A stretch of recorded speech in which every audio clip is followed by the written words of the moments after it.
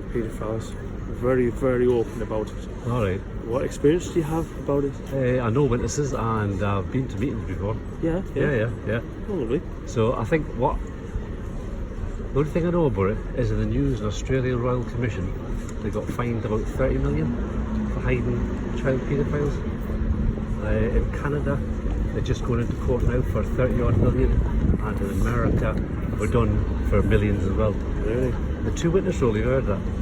No, I've never heard of it. So I know there's every organisation has a problem. Oh yeah, because no matter who you know, sometimes you don't know them. Yeah. You know what I mean? The trouble is though, what the problem is, because I was reading quite a little about it, that the names of those paedophiles are actually kept hidden from authorities. So say for example, if you look on the Australian Royal Commission, I think it's number 29 as far as I know. If you look under Jehovah's Witnesses, you'll find out that what happens is it's a two witness rule. So if someone gets molested, you go to your elder, right, and just say, look, this happened to me. They say, well, who's your witness? And because they can't have a witness, because I can't imagine a paedophile saying, oh, come on, watch what I'm going to do. And because of that, they tell them to go away, and they don't know anything about it. And what happens, the procedure is apparently with the witnesses, you've actually got to send or phone into the Watchtower Society and tell them that there's been a child abuse case, right, before you tell the police. Which is a bit, that's all on record, that, What we've been told, because we've got a file, each congregation have a file of how to deal with these sort of situations, and nowhere does it say keep it for the authorities. So why was there a letter from the Watch Society went out to all the congregations telling them to destroy all the materials? So I've seen the letter from the Watchtower. Sure. They sent them to destroy all sensitive material about names, addresses and all that sort of thing. And they're actually done for it. The same that's happening in Norway and Sweden.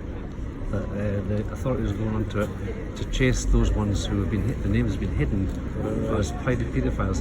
What they've said is that the Catholic Church is pretty bad with obviously child abuse, but it's actually because of the way that the Watchtower, the Jehovah's Witnesses have done it, it's actually worse in the whole world. It's the worst. And who is reporting that? If you look on to the Australian Royal Commission, right, go on to jwfacts.com.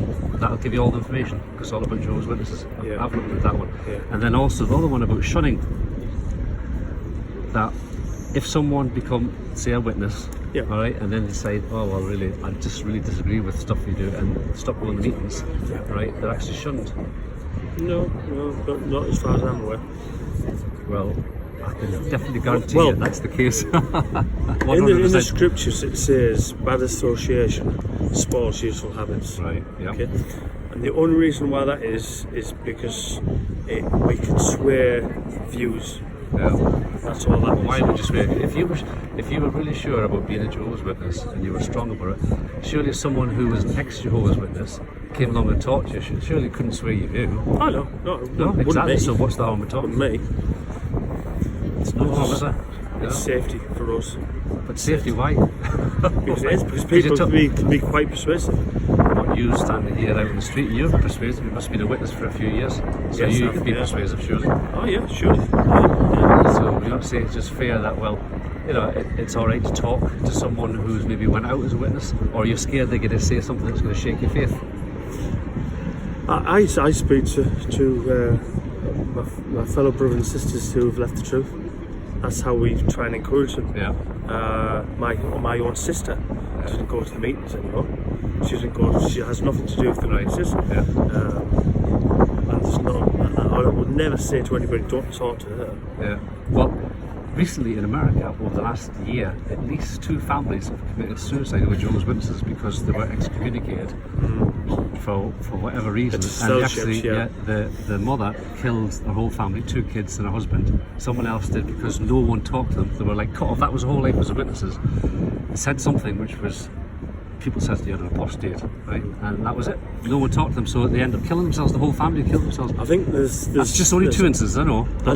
That's it. I mean, there's over 9 million witnesses around the world, and you get a couple of bad reports. Of course you do. I totally agree with you on that. But then years ago, one of the Watchtowers mentioned about practice of shunning people or excommunication was evil. That's what the Watchtower Society said. It was 1947 in one of the wakes.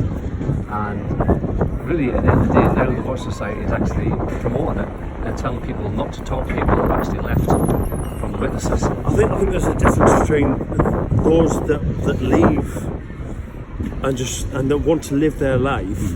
Because God give us free will. Yeah, It's our choice whether we want to go to a meeting to become a That's right, witness it's our choice, or not. exactly. And that is, we are free to do whatever we want. The case is sometimes those that leave want to take as many people away with them. Yeah.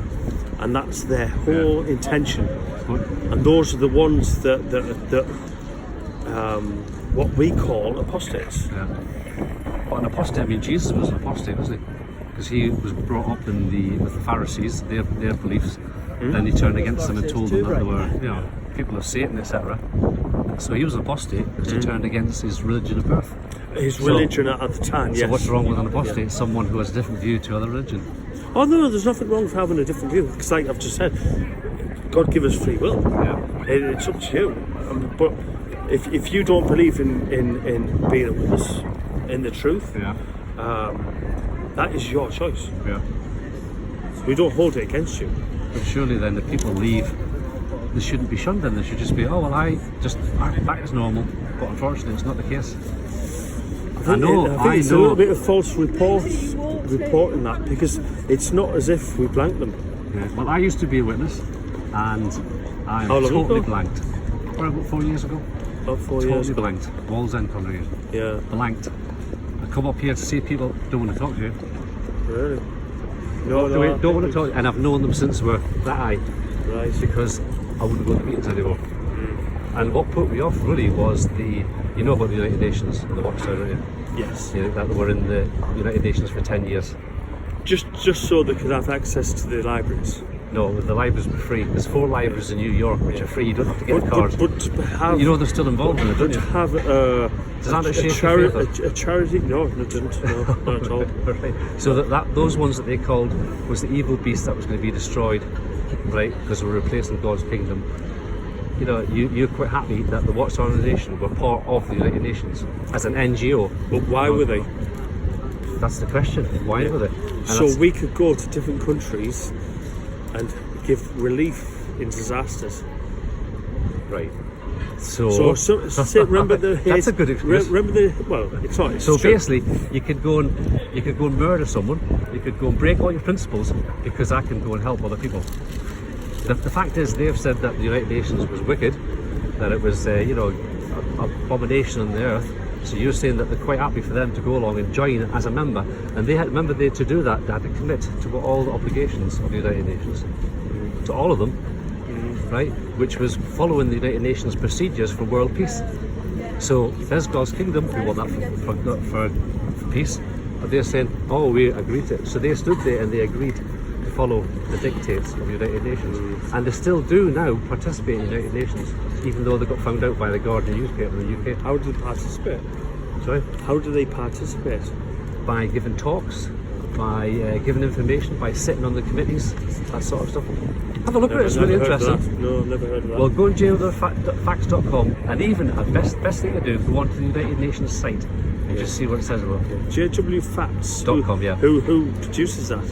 Who gives the No idea. information? They just put all the information about Jehovah's Witnesses on there. Yeah. It's not defamatory. It's all real practice. It's like one that I was reading just yesterday. Actually, was about in Bulgaria, how the brothers of Bulgaria can actually take blood transfusions. Right? They said that they were coerced.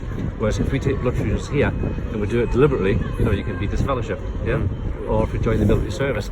But in Bulgaria, they can take blood, providing they sign a form to the elder saying, I was coerced to do it. Also, they can join the military service. That's in Bulgaria.